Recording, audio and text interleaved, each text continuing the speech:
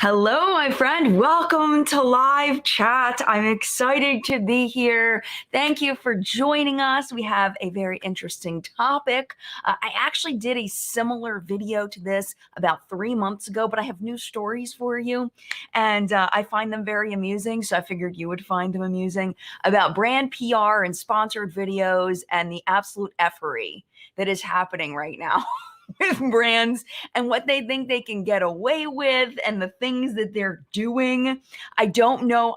I probably won't be naming names specifically, but the stories are good even without attaching names to them. I mean, it's just, and usually a lot of it is, we'll get into it, but a lot of it are these big companies that speak for brands. So it's not even the brand itself. It's these companies that are speaking for brands, that are just, I don't know. So this is also kind of like my plea to those companies that handle these brand deals to please get your S together, because it is just, it's blowing my mind how this is going, this whole influencer thing. And when this is your full-time job, you count on people on the other side of the brand deals to know what the heck they're doing and to be, logical and reasonable and be able to write an email and like, it's just kind of a mess. So we're going to be talking about that. I'm going to be telling you some stories and, of course, taking any questions from the people that are here live in the collective brain of makeup awesomeness, the people that help us not to buy crap, and in this case, kind of weigh in their thoughts on the things that are happening in the influencer marketing space. It is just things have changed quite a bit, and it's laughable. So I can't wait to tell you my stories. But before we do, I do want to say hello very quickly to the people that are here live. Thank you for coming in to chat. And when I invite people into my home, I like to say hello. So very quickly, hello to Andrea. So good to see you. Good morning, Stephanie. Good to see you. Good morning, Alicia. Good to see you. Good morning, Teresa and the rest of the mod squad.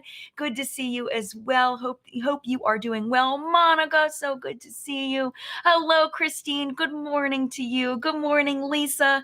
Good morning, Jennifer. Oh, Lisa says that COVID hit her home for the first time. Oh my goodness, I hope everybody feels better soon. We have been very fortunate that COVID has not hit our home yet. I think it's partially because my husband and we don't have jobs where we're around a lot of people. I work mostly from home, and then in the markets, it's all outside. And then John at the tattoo studio, they only take appointments. So they don't interact with a ton of people. And I think that's part of why we've been able to, not get it. Plus we're all vaccinated, all that stuff too, and wearing masks and all that stuff. But yeah, I made that about me somehow, Lisa. I'm so sorry. Do you ever do that? Like someone tells you something tragic happens to them and then somehow you make it about you? Just me? I don't know. Lisa, I'm sorry for doing that. I really hope your family feels better soon. And anybody else that is dealing with COVID or long COVID, I hope you feel better soon. Goodness, Jen, I'm off to a roll already. Good morning, Beauty Rush from Serbia. Welcome. And Thriving and Beyond, Leslie, so good to see you. And Kimberly. And Nice Gigi is going to miss chat today. Oh, no. Well, welcome, Nice Gigi. I'm glad that you were here for a moment. I hope you have a lovely day. And Crystal, good morning from Southern California. All right, so let's go ahead and get into this topic. And what's prompting this is that I have gotten, I do sponsored videos, and some companies are so easy to work with and they spoil me. They absolutely spoil me. Because it's just so easy. Like FabFitFun, for example. FabFitFun is one of the best brands to work with. If you are, doing the influencer marketing thing on like my side, the creation aspect, if you ever can get a chance to work with FabFitFun, they are wonderful. They are so on the ball. They're really good at making sure that you submit your invoices and make sure they have everything. They're just on top of it. They pay you on time. They, and plus the product is great too, in my opinion. I mean, some boxes are better than others, but overall the product is great. And I think companies like FabFitFun spoil me. So when we get some of these situations, so like, for example, there is a company that is coming out with a large collection of something, right?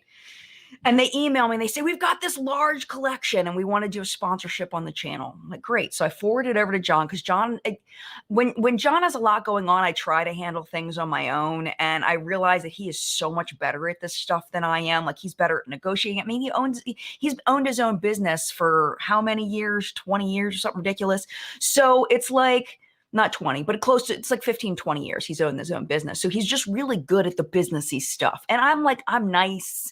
Like people say you want to negotiate this and negotiate that. And I'm like, he's really good about it. So I made the mistake of trying to handle some of these sponsorships on my own. This is one that I forwarded directly over to him. So there's this stuff that they're releasing, but they won't tell us what it is.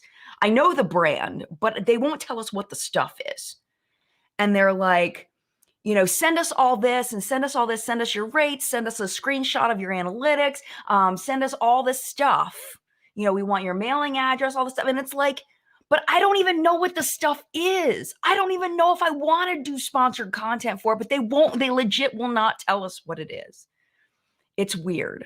Are we still in contact with them, John, or is that over because they've decided to move on?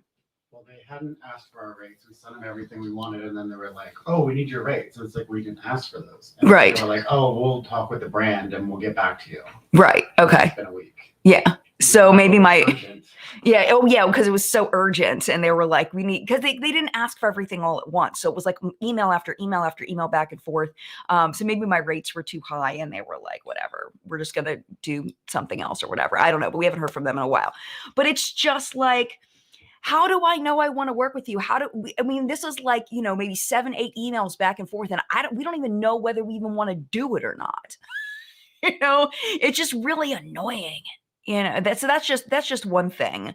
But it gets crazier than that. Yeah, Beatrice, nothing like the L'Occitane thing since that happened. I think that I got better at emailing and making sure, but that was exactly what I'm talking about. If you don't know the L'Occitane story, I have a full video on it. Essentially, they went through one of those companies that L'Occitane went through a company to contact me, and I said it's going to be an honest review. And they said, fine. And I said, as long as they're okay with that, I'm good. And they're like, we're good. So they send me the products. I create the content. I put the content up. The people from the go-between brand told me that we were good. Like, they're like, yeah, the video's great, blah, blah, blah, blah. The next thing I know, I'm getting a phone call, an actual phone call from the in-between brand. They're like, you got to take your video down. I'm like, why? And they're like, well, L'Occitane says you can't say that they're not cruelty-free. I was like, but they're not cruelty-free. Like, they sell in mainland China. And this was, years ago before China started changing their laws a bit. And if you sold in China, you had to be subjected to pre-market testing. And I was like, but it's true. And they're like, well, they're saying that it's not because they don't test they don't test the exact product themselves on animals. I was like, well, then L'Oreal will be cruelty-free and Maybelline will be cruelty-free. None of these companies test on their own products on animals. They only test on animals in China, and they sell in China. But they made me take the video down. And then they were like, hey, yeah, we're not going to pay you either. I was like, no, ma'am. No, ma'am. I worked really hard on that video, like days on the video. And they're like, yeah, we're not going to pay you. Like, no. So it was a big thing. But there's a full video on the whole story of when it was nice and fresh. And I'm super irritated. And I show all the emails and everything. But it's like, if you're going to reach out to people, like, I feel like that the companies that reach out to influencers don't understand the influencer side of it, like, at all. Like, it's super weird. Where was the one I was going to click on? Yeah, Leslie says, ooh, shady. They wouldn't even tell you what the products are. Good grief. Exactly. And it's like, how do I know I want to even promote products if I don't even know what they are? Like, I've tried products from this brand before, so I'm thinking there might be, like, I might want to, and that's why I said maybe. But it's just annoying. So what's the best way for brands to approach influencers? Amy says, this is a great question. So I think through email is great, but make sure that you have all your stuff together. Know what you're promoting, know what your expectations are, know what, like, when you send the email, make sure that it's nice and professional with good grammar, using the person's name, not dear influencer. Or, like, there are people like Robbie Christie's told me she gets emails for dear raw beauty or something like that. And it's like, don't they know that her name is Christy? Like, it's like they obviously haven't watched her content. You know what I mean? Make sure it's addressed to the influencer and make sure that you have a clear vision of what you're looking for. That's all. Like, what do you want? What do you expect to pay the influencer? Have that in your mind, have that all worked out and know what the product is and be able to present it. Like some people will say, we want you to promote our product, but they don't even have a link to the product. It's like, how do I know I want to promote it if I don't even know what it is? Like, it's so weird. It's so weird. So just making sure you're clear on what everything is, and then getting back to people in a timely way, professionally, you know? The other thing that really turns me off about brands is when they really seem like they are working for the brand and they just don't care about the influencer at all. So like recently, I was in touch with another one of those companies that they are the go-between between brands, and she undercut me by about 15% from the brand, which isn't a lot, but still, it's like, this is my rate. And she's like, well, we can pay you. And it was like 15% less than what my rate was. And I'm like, well, thanks so much for contacting me. I appreciate you. If they can meet my rate, then you can get back to me. And she's like, I don't understand why you can't come down. It's only 15%, blah, blah. It's like, why should I have to come down? I'm the one that's doing the work. Like, this is a brand with a marketing budget. Like, it's only 15%. So it's like, when she was like just really giving me a hard time about it, I was like, you know what? I was like, this is the thing, is if you pay me 15% less, then that takes the place of somebody that'll pay the full rate. So why would I choose less when this is a brand I've never even heard of? Like, I don't even know if I'm going to like the products. I'm not going to put you in a slot where I could put another brand that I know and love that'll pay my actual rate. Just doesn't make any sense. You know what I mean? Like, it's just weird business. It's just weird business. Yeah, Daryl says, good going, sis. I also do not agree to anything until I know sufficient information about it. Got to really know what I'm getting myself into. Oh, 100%, Daryl, 100%. And the things they want me to agree to before I've even tried the product. I had a company, this is all recent. This is all within the last 3 months. I had another company reach out to me and they said that they wanted me to sign the contract before they sent the product, which I get from the brand perspective. They don't want to just send product out for free and then have me not sign for it. Like, I get it. But at the same time, it's like, I'm not going to agree to promote a product that I've never tried. That is not cool. That's not okay. And brands need to stop expecting that. Like, this is a job. It's a job. It's not about being grateful or ungrateful. It's about me trying to have this as a career. And a lot of us are either trying to make it a career or making it a career. And you just can't mess with that stuff. Like, it's like, I'm not willing to stake my reputation signing a contract on a product I don't know anything about. You know what I mean? So that's a whole nother thing. But yes, Daryl, I totally agree. Lisa says, I get scared when I get emails with links and no company website. I never click on it, afraid of it's a virus. You know what you can do is you can right click on the link if you're brave enough. You can right click on the link and you should be able to do view page source or something like that. And then that should be able to show you where the link is going before you click on it.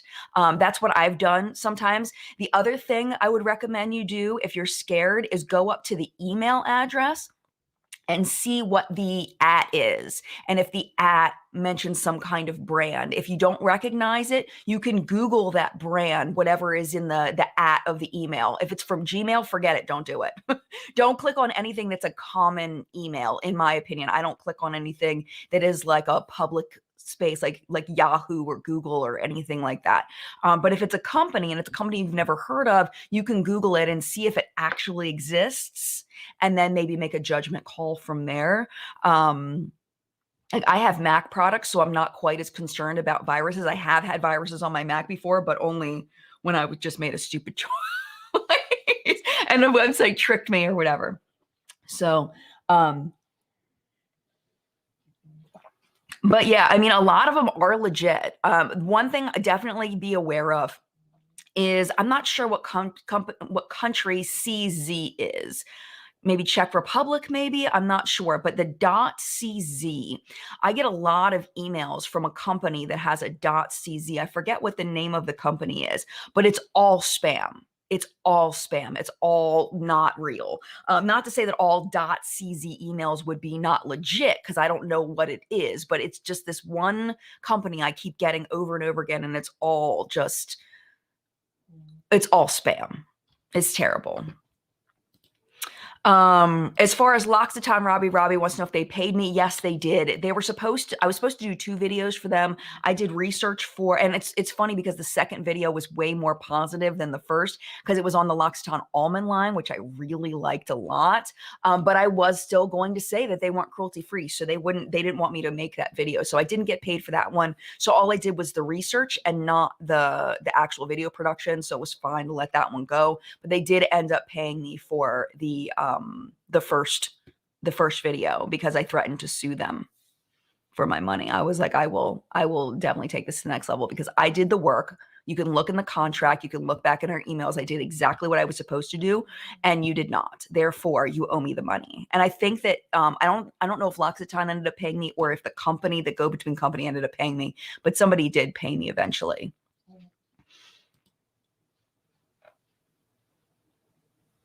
Oh yeah, we were talking about Robbie D. Chrissy State of Calm says, OMG, I remember they literally said "Dear Raw." It's so funny. It's so funny.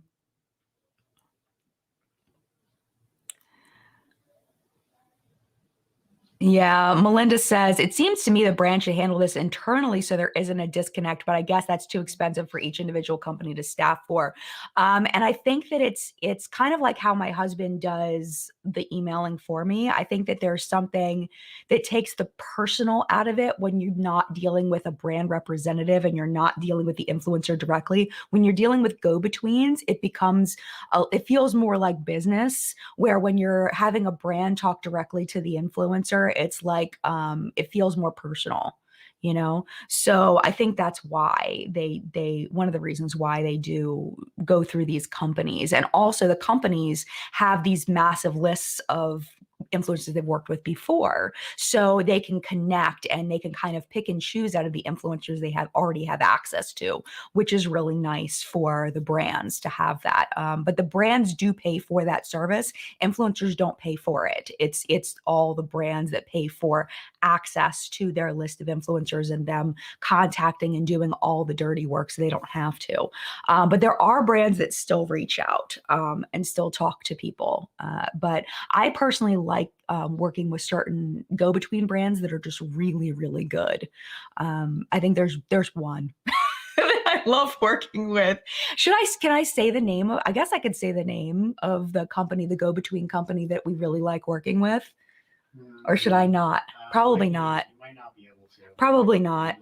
Yeah, I don't know if I'm allowed to, so I won't. But it's a company that reaches out, works with a lot of brands, and they're fabulous. Just really on the ball and amazing. Yeah, I wasn't sure. I'll go safe on that, and because nobody really cares anyway. But but it's just, I want to give them their flowers, as my friend Audra from Audra at Home says. I want to give them their flowers because they're just amazing to work with. But most of them are really annoying, to be honest. Like they're just such a mess. Yes, exactly, Jay. So Jay says it sounds like the brands feel the influencers need them and they don't need the influencers. Exactly. And there are influencers that are in that position where they do need brand deals, and they're kind of, they're willing to settle for things. But the problem is when there are some influencers that are willing to settle for things, then that brings the whole market value down. And it makes us all not get as much. When you have somebody like, I have almost 300,000 subscribers, right? And you know, my view count and everything. But if you have somebody that's at 500,000 or 600,000 and they're asking the same rate that I am, then they're going to go with that person, obviously, but if that person asks what they're worth, then I can get what I'm worth. You know what I mean? So I think we kind of, that's why I really, really love Social Blue Book. Not sponsored. They have no idea who I am, but I feel like they're such a great way for us all to kind of be on the same page. Some people say Social Blue Book shoots low. Some people say Social Blue Book shoots high. I go around what they recommend when it comes to rates and everything. Of course, I'm not going to discuss like specific rates because we know that goes very badly when we do. But yes, you're absolutely right that brands reach out like we're the ones, like especially the people that just want to send free product. They think I'm going to be so excited to get, this huge PR package. And it's like, I really don't want a huge PR package. What I want at this stage is I want you to send me your new products and a small selection of your new products. Like, what are you most proud of? If you're a skincare company, what's your hero product? Or what is your small routine that you're really proud of? I don't want your entire line. Like, please do not send that to me. I'm swimming in stuff. I don't want all that. Like, I just want this much. But brands are like, let's the big tip off that it's going to be crap is when they say it's a win-win situation or mutually beneficial. And it's like, I have a feeling we're on different pages here when we're talking about a win-win situation. Because like, especially when it's just them sending product and there's no sponsorship involved, it's just product. And they're like, for a win-win situation, usually those companies, and it could be a win-win situation. It absolutely could. But usually when companies use that language, it's not going to be good. It's going to be bad.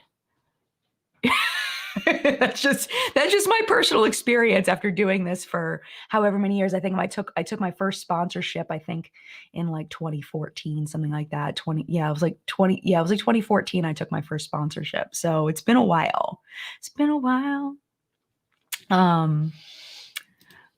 Marinella says, a company contacted me through my blog's email and wanted me to pay to join and promote a pair of Chanel earrings and able to keep them afterward. But were they real Chanel earrings? That's the question. Because chances are they weren't. And I'm saying that with all the love in my heart because I've gotten so many emails like that where this .cz company does that, where they'll say that they're from Levi's of all places. What is it? Nike, all these different they'll say that they're different companies, Gucci, Chanel, they'll say that they're, well-known brands and that they want to send stuff, but then there's like no links and the grammar's awful and, it's not good. So a lot of times brands will pose. I mean, it's possible that Chanel really did reach out to you, but I haven't heard of any of like companies like that reaching out to influencers unless you're like Michelle Wong. Unless your blog is specifically luxury earrings and luxury jewelry, then I would possibly believe it. But because I've gotten so many fakes that like I'm hoping that it was real. I have no way of knowing that if it was real or not because I sound like I'm poo-pooing it. It's just because I've gotten so many fakes that I'm assuming that yours was fake too, even though it might not have been. Did you ever get the earrings? That's the question. And if you got the earrings, were they real? Because that would have been cool if it was really Chanel. That would have been amazing. It's just my personal experience. If I had gotten that email, it would have been fake. But let me just end on that. If I had gotten that email, it would have been fake. If you get the email, I don't know. Let me rewind on that. Live chat, sometimes you'd say things just a little bit differently. Nicole, best way to go about creating your rates, honestly, like I know Social Blue Book is a pay platform. It is. Even if you pay for 1 month and just go in and see what it says and then back out and cancel it, like honestly, like that's where I've gotten the best estimates for rates. There's different calculations you can do that people recommend online, but that's the best way that I've been able to find my rates. And it gives you rates for all your platforms if you pay for the subscription. So that's just me. John, did you have any advice on that as far as calculating your rates other than Social Blue Book? No, I like Social Blue Book. They have a high range that's really high, and they have a low range that's really low. So it kind of depends on like the product that you're promoting too, right? Right. How much you think you're going to get engagement on that actual video is usually how we try to price it. Right. But usually kind of going for the average and then and going from there. Yeah. Honestly, that's been a big guide for me.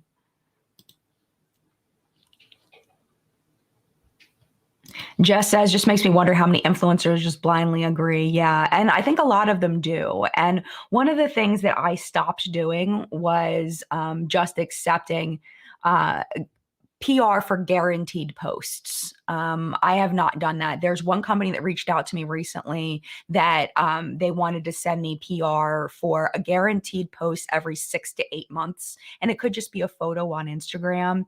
And because I like the company's products, I did say yes. But I haven't said yes to something like that in a really long time. It's really only because it's this particular brand. And because I really like their products. So that's really the only reason. But I do think a lot of people post a lot of free content, and it kind of messes up all of us, you know. Um, so yeah, and the thing was about this particular brand is it's every 6 to 8 months. Like I can talk about the brand once in 6 to 8 months. I'm fine with that. And like Ipsy was the same thing where they took me off of PR because they said I hadn't talked about their box in over 6 months, where I actually talked about products from their box every month for free with no strings attached, but I didn't tag them because on YouTube it's like, how do you tag people on YouTube? And they told me what hashtags to use for the future. But I think I'm currently off of not Boxster. I am off of Boxster on PR. I asked myself to be removed from that, but I'm currently off of Ipsy PR because of that, which is fine. It is what it is.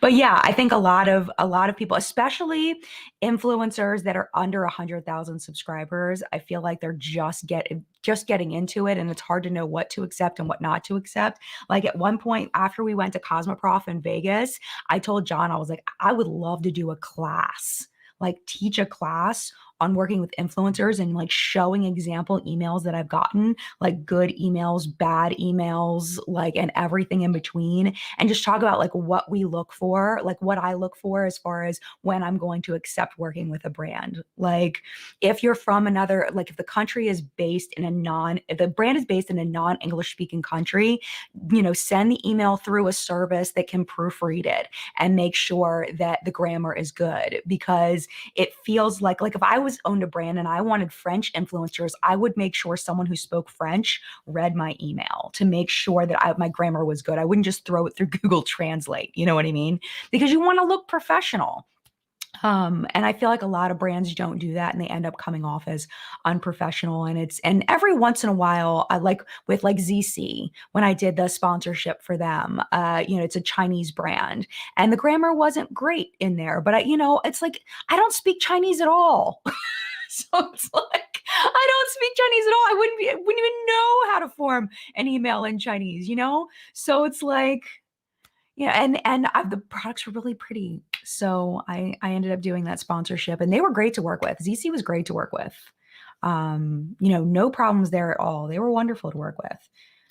I still use their highlighter all the time. I haven't used the eyeshadow palettes in a while, but I still use their like highlighter, the compass one, all the time. Yeah, Angie said that's like your boss wanting you to work overtime for a month but not paying you overtime rate. No thanks. Exactly. And I think some people when they see like people online making money off of promoting products, it's like there is a comparison in everybody's job where the boss just, wants you to do work but then doesn't want to pay you for it. It's like it's the same thing, it's still work. Even though it's fun work in a lot of ways, it still takes time, it takes energy. Sometimes you don't feel like doing it. All of the things that every other job has. Um, Leslie says free product in exchange for honest review is a good thing if the influencer is allowed to be honest. Yes. And I find most brands are pretty good about that overall. Sponsorships bring a level of complexity I can imagine can be tricky to navigate. Absolutely. But I think that if you're upfront and say they pick up sponsorships, they're not reviews overall. Like most of them are not reviews, but I still won't take one of those unless I like the products. Like Nira started off as not really a review because I hadn't really used it very long. So it was more of like, hey, this product exists and I'm using it. If you want to try it too, here's the information about it. And then the more I used it, if I had gotten to the time when that thing was supposed to work and I didn't see results, I was going to kill the sponsorship. because I was being honest up to that point. I was like, I haven't tried it long enough. Here are my before and after photos. If you want to go on the journey with me, you can. And that was the way I phrased the sponsorship. And I felt really confident about that and felt good about that because it was clear that I really wasn't seeing a lot of results for the first month, 2 months. But it's supposed to be 90 days. And when I hit that 90 days, that was when I looked at the before and after photos and I was like, holy crap, this thing actually works. Like, yay, it works. I'm so glad. I was very relieved because then I felt like I was like, okay, I can continue this sponsorship and I can tell people my actual feelings about it and the results. But as far as like, the thing about being paid to do it is it's the same as not being paid to do it. You still have to believe it. Like Blue Land, I just did the Blue Land sponsorship today. I do freaking love those products. Like I love them so much. The all-purpose cleaner is my fave. Like it's my favorite all-purpose cleaner I've ever used in my life. I love the hand soap. It doesn't dry out my hands. Like it's legit really good. So when I'm being paid to talk about it, I feel confident because my goal here on this channel is still to help you not to buy crap. You know what I mean? It's still to help you not to buy crap. And I don't want to promote something that's crap. You know what I mean? I'm saying, you know what I mean, like 9,000 times, but it does get complicated and just kind of go with it. And I've had this conversation with brands over and over again when they're like, we want you to promote this. And it's like games and things that I don't play. And it's like somebody wanted me to promote a slot machine game and I don't play slot machine games. So I said no. And those games pay a lot of money, especially those kinds of games where they make a lot of money off of people with gambling addictions. They make a lot of money. So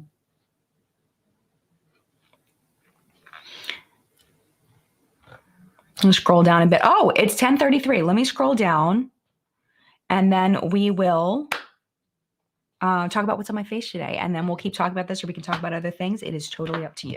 So on my face today, I dug into the vaults and I pulled out a palette I haven't used in a while and I really had fun. So this is the Lemonade palette by Dominique Cosmetics. I don't think this is available anymore, but this is such a lovely palette. I know some people didn't like it and I don't know why. I really enjoy it. I used chai tea and I used pink lemonade. Chai tea, peach, and lemon soda up here. And then on my lower lash line, I use Blueberry Fizz. And it's a really nice palette. I'll swatch some things for you. This lemon one is really fun. We'll do like these guys right here. Look at that. Boop, boop. A little bit of powder kick up in the swatch. But it's just a fun palette. I really like it. So that I purchased. And then this was PR for blush. This is the Kaleidos blush. And I don't know what shade it is because it's not on here because of the beautiful packaging, but I really like this a lot. This is purchased. This is the About Face highlighter. And this is in Stay in Bed. Very nice. You can see it kind of shining. It's got a little bit of a duochromeness to it. It's really pretty. It's just a very, very slight pink shift on there. See if you can see it. Not really. You can't really see it. I can see it in person. It's got like a little bit of I guess it's not a shift. It's more, well, it's a tiny bit of like yellowish, pinkish, more pink than anything. I guess it's not really shifty. It's just kind of iridescent-y looking.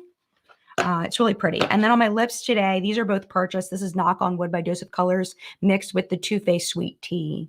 I'll show you what that looks like. Boo boo. Because Knock on Wood was a little much for today, so I wanted to warm it up a little bit. So I used Sweet Tea by Too Faced.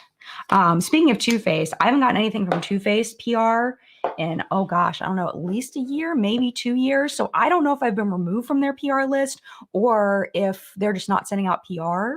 I don't know, because I haven't really seen anybody get Too Faced PR in a while. Have you seen people get Too Faced PR in a while? I don't know. But people are getting really cool Too Faced PR for a while. Like some people got roller skates. Like I was like, I want roller skates. Last thing we got was ugly pajamas. Ugly, uncomfortable pajamas that was like some collaboration that Too Faced did with another company, and they were the scratchiest things. They were awful. Steph says it's obscene how much some influencers get through, like you wouldn't even touch half of it. Yes. Oh my gosh. Absolutely, Steph. And that's why I took my mailing address off of my about page. In order to send me PR, you have to contact me through email and I have to approve it and give you my address. Like, I don't want all of that in my life because a lot of it is stuff that you won't use.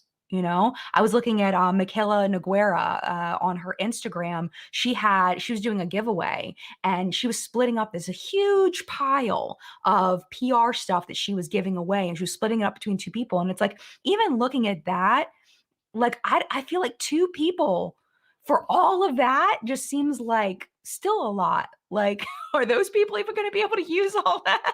Splitting it in half, and this is just a fraction, I'm sure, of what Michaela gets. So it's like it's too much. It's too much, and it's a waste of money for the brand. It's a waste of money for the brand because they wanted Michaela to try that stuff, but she can't because she's only got one face. Like she can only try so much, but it's nuts. It's absolutely nuts. And like a Laura Lee with the big boxes all behind her and everything. It's like, I can't even imagine. And it's like Samantha Ravenel back a long time ago, how she was saying that it was like a full-time job disposing of the trash that she was getting from the PR. It's too much, man. It's too much. The Violet December says, I think it's good for peers within an industry to be transparent about salary and rates. And I have, well, you know what? I have not talked to my friends about how much I get paid. I don't know how much my friends get paid. They don't know how much I get paid. It's something we just don't talk about. We've never talked about it. I can't think of a single friend of mine that we've actually discussed how much we get paid. I don't know. I don't know why. It's just something like, I don't know. It's just kind of awkward to bring up. I've never talked about it with anybody. John's the only one that knows. I've talked about it with my ASMR friends. Oh, okay. John says he talked about it with people that he in the ASMR community. John has an ASMR channel called Certified Mood ASMR. So he has a group of friends that all do ASMR videos, and they have group chats and things. They've done Zoom calls together, stuff like that. So they've talked about it. But I have not talked about it with my friends. I think maybe because John came into ASMR when influencer marketing was all a thing. And when I started beauty stuff, it wasn't really a thing. So maybe that's why we don't talk about it in the beauty space. And maybe because we're scared to talk to each other about it. I don't know. But I don't think I've ever talked to a single one of my beauty friends about that. Or maybe, I don't know, because there's women in I was going to say maybe it's a woman thing, but he talks to women and men in the space. So I don't know. Yeah, Sahar says it's so hard to grow on YouTube now with TikTok rising and Instagram and everything. It's all getting overwhelming now. I'm still creating content, but it's getting more and more difficult. I'm less encouraged every year. And I feel the same way. And this is the thing I'm trying to focus on. I'm trying to focus on the people that love what I'm making. I'm over on TikTok and I'm trying to make at least one TikTok a week. And I really like the one that I just put up yesterday. I think it's very cute. But I'm trying to focus on the 300 people that consistently watch my TikToks, like even if they're different people, the 12 to 1500 people that constantly watch my YouTube videos, even though I used to get a lot more, I used to get double views easy, 2 years ago, easy, double the views that I'm getting now. But it's like, I can't focus on the people that are gone. I can only focus on the people that are here and trying to do the best I can for the people that are here. And I just let it go. I had to just let it go from my heart that my actions are based on, like, I can't base my personal choices on the actions of others. I need to create the stuff that I love making and throw it out in the universe. And if other people like it too, cool. If not, cool. I had to stop focusing on growth because it was affecting my mental health. Looking at those numbers, my happiness for the week depended on how well What's Up in Makeup did. How sad is that? How sad is that I let that affect my entire week? I can't live like that. Like, I know that I'm creating content that I would want to watch. And and I just have to hope that other people will want to watch it too. And if they don't, that's okay. And I think, Sahar, that would be the advice that I would personally give is, if you love creating content, create content that you love because you love it, And if it grows, great. If you're able to do it as a career, great. But you can't let the actions of others dictate your own emotions.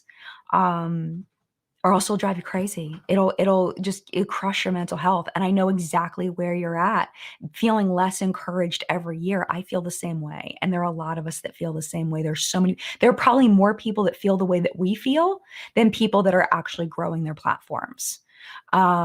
It is more and more difficult every year because it becomes more and more saturated every year. And the audience gets tired of what you create, especially if you've been around for a while. The audience is like, I've seen enough of that. I'm done. It's kind of like I make a lot of supernatural jokes, right? I made one today and what's been making about Leviathans. But like 15 seasons in, people are like, I'm tired. People were tired 10 seasons in, people were tired 6 seasons in, and they, you know what I mean? Like sometimes people just get tired of you. Because they've seen you for so long, you know what I mean? So it's like, they want to move on to something else, and that's fine. It's fine. But then what happens then is it gets pushed down in the algorithm because the engagement isn't as high, so it's harder to reach new people. And that's how we all end up in this funk like we are right now, and so many other people. But my point is it's okay. It's okay to just make things for the people that are there. And most importantly, making things for yourself, which is where I'm at, is making things for myself and for my people that are here right now. Like if you're watching this, you're my people, and that you're who I'm creating things for. I'm doing it. I'm doing things for myself, and I'm doing things for you. And if you decide at one point that, it's not for you anymore, that's okay. Like, it's fine. Like maybe come back and visit me every once in a while. And, it's cool. It's cool. It's totally fine. But it does get discouraging and overwhelming when you put your heart into something, it doesn't perform as well as it did a year ago or 2 years ago, which is what it sounds like is happening to you. But it's okay. It's okay. You gotta let go, just, and find another reason to create content other than growth, because growth doesn't always happen, but it's okay. We're not alone. We're not alone. All right, getting back to the email thing. Diana says, the emails that make me cringe are the ones that have the long list of demands for a free product. I don't mind free product, but don't be so damn demanding. Yes, Diana, absolutely. And that is a thing. They're like, and they want it in a week. They want a dedicated YouTube video. They want an Instagram post with at least 3 photos. They want a reel. They want 3 Instagram stories. They want a TikTok post, and they're just going to send you some shampoo, and they want it in a week in exchange for some free shampoo. It's like, thanks, but no thanks. Because the demands are just outrageous. They're just outrageous because it's not regulated in any way. There's no like guide for brands on how to ask for this stuff. So something more reasonable for, would be, we'll send you the product, and if you like it, please post on Instagram. Like that's more. Or if you want to pay rates, then, guaranteed post on Instagram or YouTube or whatever.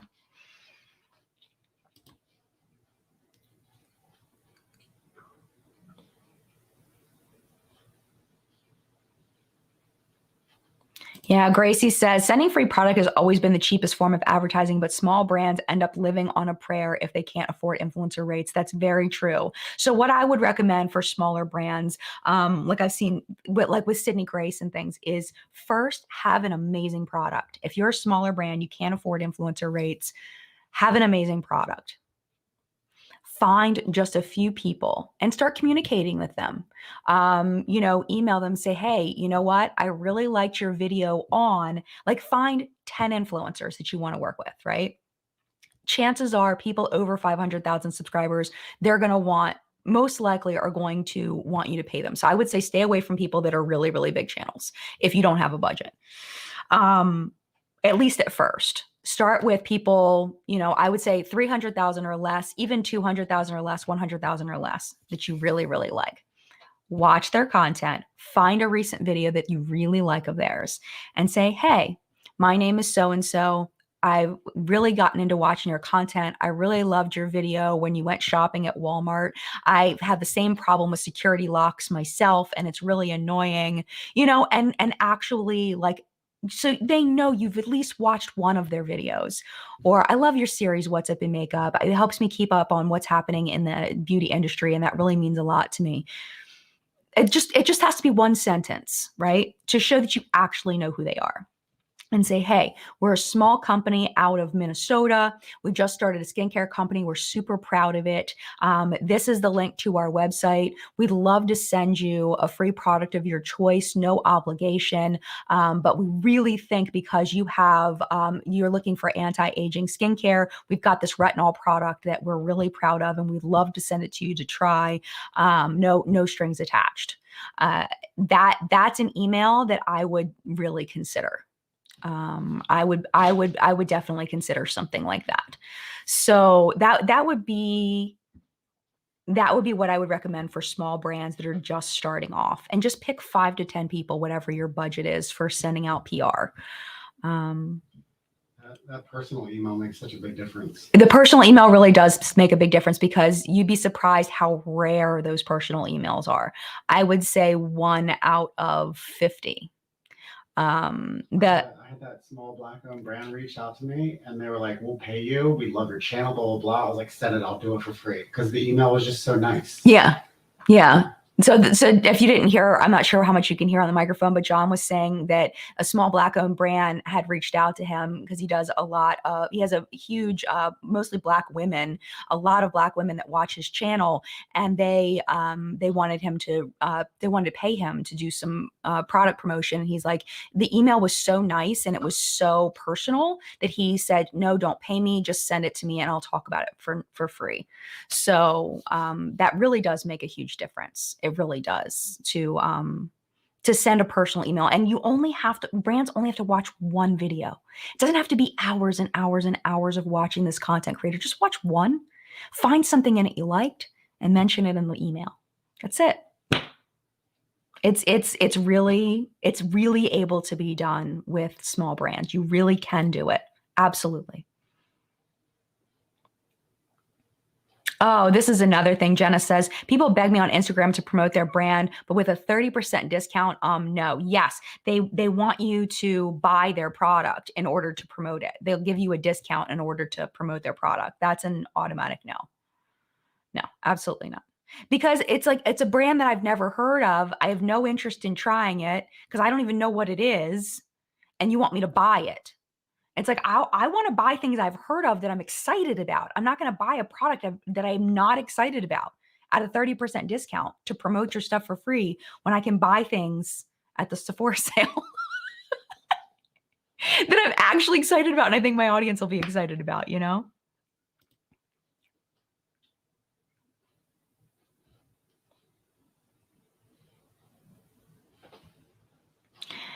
Yeah, another one from Sahar. It's so hard to sort out who's real and who's not. As a small content creator, I want to receive these company emails, but when I check, they seem not legit, and it scares me to like give away my credit card info or something. Yeah, don't do that. Don't ever give a brand your credit card info, ever, unless you're buying something on their website and you know it's a legit brand. Like, don't. But like, okay, so I have my company, Mad Marshmallows. If you go through Shopify, like, I can't see my customer credit card information. Like, I can't, all I can see is the name on the credit card and the address where to ship it. I can't see the actual credit card information. So if it's like through Shopify or something like that, they can't see the credit card numbers, just so you know. But yeah, never, ever, ever, ever, ever, ever, ever do that. That's a huge red flag. Don't do that. I've never had a brand reach out to me wanting my credit card information. I don't think I've gotten that far with brands like that. That's not cool. That's not okay at all. Yes, beyond authentic. I get a lot of emails from Raid Shadow Legends that can't even spell the game details correctly. I get a lot of Raid Shadow Legends too. I usually, honestly, check and see if it's one of those .cz ones. They're brutal, man. They found, okay, so I've been doing these giveaways in my Friday videos. This company found my giveaway email address somehow. I don't know. Somehow they found it. They send me emails at genlovegiveaway@gmail.com. Like, how did you find me? Like, I feel like Doc Brown with the terrorists, and like, I don't know how, but they found me. It's like, run for it, Marty. Like, I sent it to spam, but it's like, dude, really?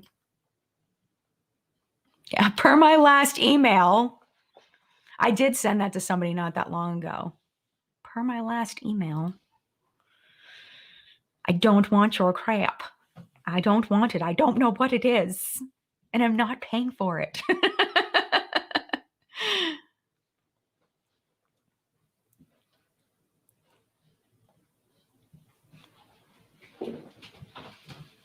Yeah, Andrea says, I just have a private Instagram account and I get so many good to be true offers. I almost fell for it the first time when they wanted me to pay for shipping. Yeah, no. You're not paying for shipping. You are, if you, as anybody who's getting free stuff, you're never paying for shipping. You're never paying for the product.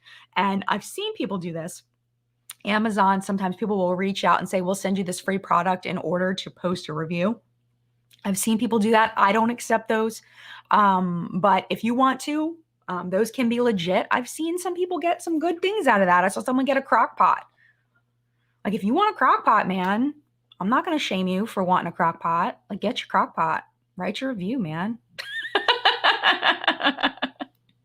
But paying for shipping, no, absolutely not. Absolutely not. Because who knows whether they're even going to send it. That's the thing.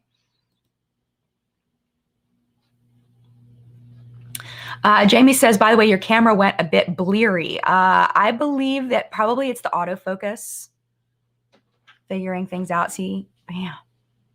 It's usually pretty quick, though. That was a while ago. It was a while ago? Okay. Bam. All right. Oh, it was a while ago? Oh, so I'm that far behind. I should probably. Okay, I'll scroll down a second, but I want to read Felicia's. Oh gosh, I'm 20 minutes behind. Oh no. Felicia says, so many influencers also don't realize if you're getting paid with products. Say guaranteed posts for products. You're supposed to say paying taxes on those products because they are a payment. That's not true. Let me just tell you, that's not true. Some countries do require you to pay taxes on PR, not in the US.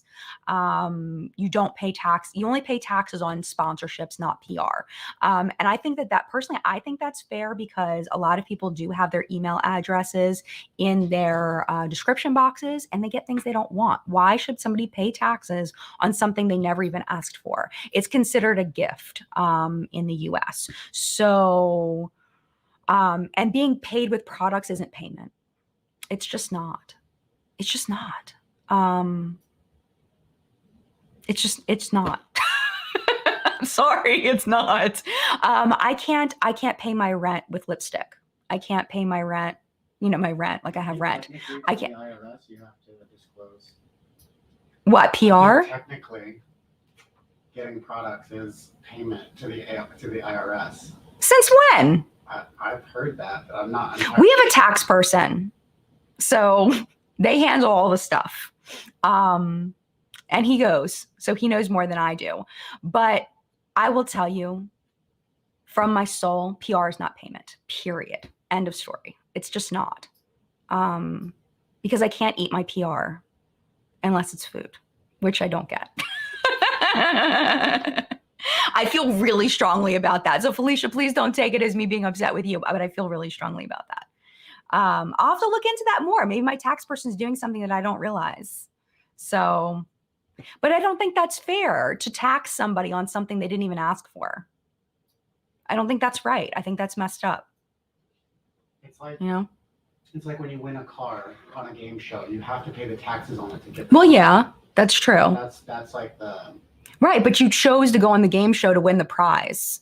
So if you're going on a game show and you win a prize, you chose to go on the game show knowing you might win a prize. But if you're just sitting in your house and you get random crap sent to your house, then I don't think that's fair. That's my opinion. I'm pretty sure in the UK you have to pay taxes on your PR though. But I did not know if Don's right and you're right. Maybe I'm wrong. I could totally be wrong. I'll admit it if I'm wrong. But I don't agree with it at all. Honestly, I really don't. Roya says, I'm surprised BoxyCharm is still around. They have a lot of the same items. Don't seem like they're getting any new items. Yeah, I'm not the biggest fan anymore. Not the biggest fan. It's more the people that were on their PR team were not necessarily nice. little something there, little something, but you know, it is what it is. Yeah, Audra, exactly. You only have one face and so much time, 100%. I'm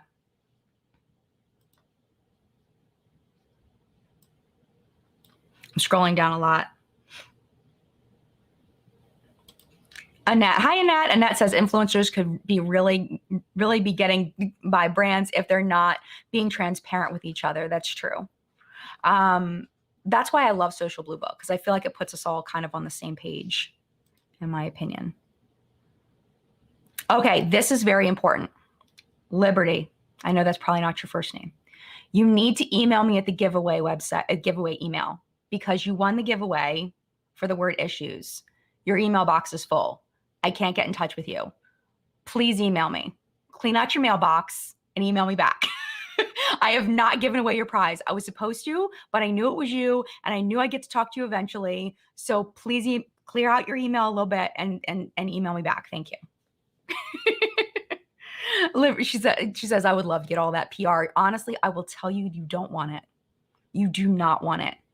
It's like I've talked about this, it's like Cloudy with a Chance of Meatballs. Like, you think you want it at first, like it's cool to have a burger fall from the sky, like that's cool, like free burger, yay.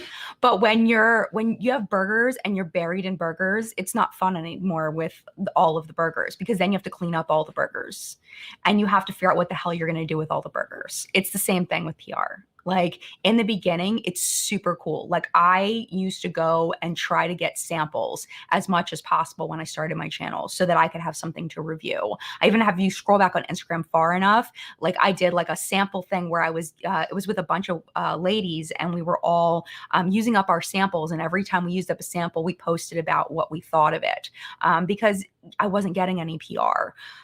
So in the beginning, it's really nice. For a small content creator, it's fabulous. But the more you get buried in the burgers, and it's just not, you don't want it anymore. But as far as, like, we were talking earlier about Michaela's giveaway, I can see why people would want it. But I think that if you actually got it, you'd probably just be like, this is obnoxious.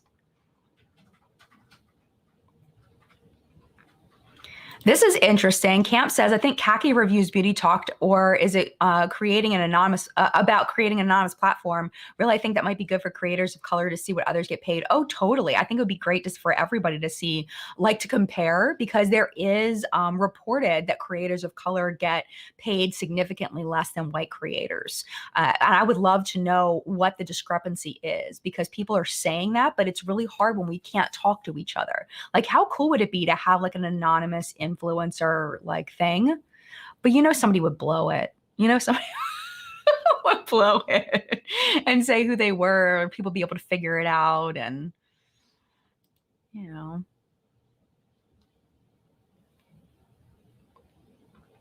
Yeah, Erica says, I remember Norvina was upset because she was made aware of someone selling PR on Mercari. Yeah, and that was a thing for a while. And I think some brands didn't care, but some brands really did care about that happening. And the intention of PR is to get promotion from it. But I think that it's on the brands to make sure they're sending PR to people who actually want it. I think that's the responsibility of the brand. And I know it takes longer. I know it takes time. But I think when you send out random things, like I just got PR from a skincare brand specifically for acne prone skin. The whole PR thing was acne prone skin. What am I going to do with that? That was such a waste on the brand's part. And it's a lovely brand to work with. I've really enjoyed working with them in the past, but I mean, and it was just PR. It wasn't for a sponsored video. But it's like, what am I supposed to do with this? All I can do is give it away, because I don't have acne prone skin. I don't need a salicylic acid cleanser. Like, I can't use it. And it just bummed me out. It made me sad, because like, what a waste on their part. So like, I've never sold PR. I've always felt that it was a little weird, a little icky, but I mean, I can see why people were doing it for a while. And then it kind of got like, people got really upset about it. You know, but if you're trying to feed your kids and all you have is this acne skincare that you can't use, I mean, I'm not surprised people were doing it. I mean, if you tell people you'll accept PR and your only intention is to sell it, that's super cruddy. But if you have stuff you legit can't use, I mean, I've been doing the giveaways, which makes me so happy in my heart. Literally every person that has won one of my giveaways has been the nicest person, like so nice and so thankful and just kind, and just know everybody that's won so far has just been absolutely lovely to talk to. And it's just, I don't know if it's just my audience is amazing and all of you are amazing, but these people are just gems, absolute gems. And it's really nice to be able to send things out to people that really do genuinely appreciate it and are going to use the product. They're going to get a home where they get used, which is the most important thing to me. But I've never sold PR ever. But I've never been in a position where it was either eat or sell your PR either, which I know some people have been in that position where they really are struggling, really are struggling. And I get it, and I'm not going to judge people.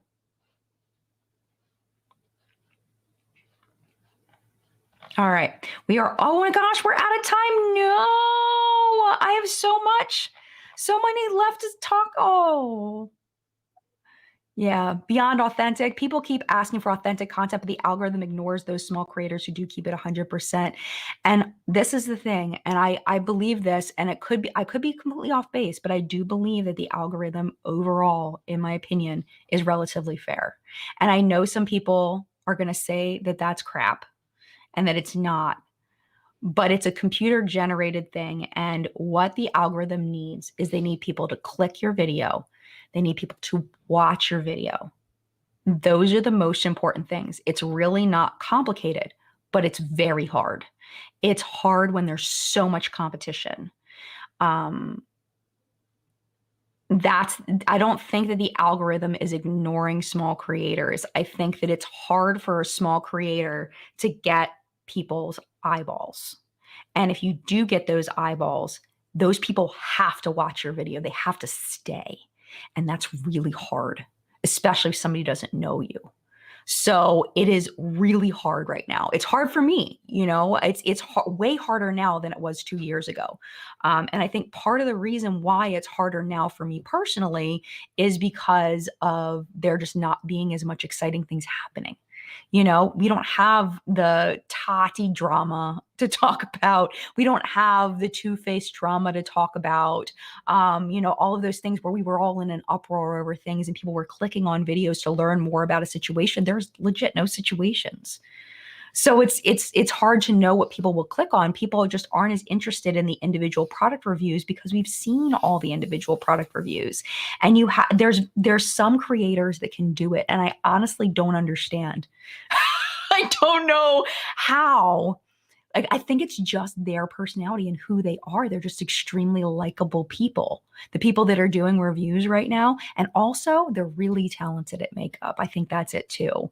So, all the things, the good camera, the good lighting, all that stuff costs money. And then getting the eyeballs on is really freaking hard. And being a small creator, it's so much harder because you have to somehow get eyeballs on your content. And one thing I like about TikTok is that even if you have no views, they're still going to push that content out. Even if you have 5 views, no followers, they're still going to push that content out to people. And they don't do that on YouTube. The best way, in my opinion, for a small content creator to get themselves out there is to look and see, because I know I'm over time, 5 minutes over. This is my last point. Look and see in your analytics. There's videos of people that your audience also watches. Go over to those channels and see what kind of content they're creating, and maybe make content that is similar, like maybe a topic that's similar, and say you're inspired by, like if your audience watches Tati, what did Tati upload?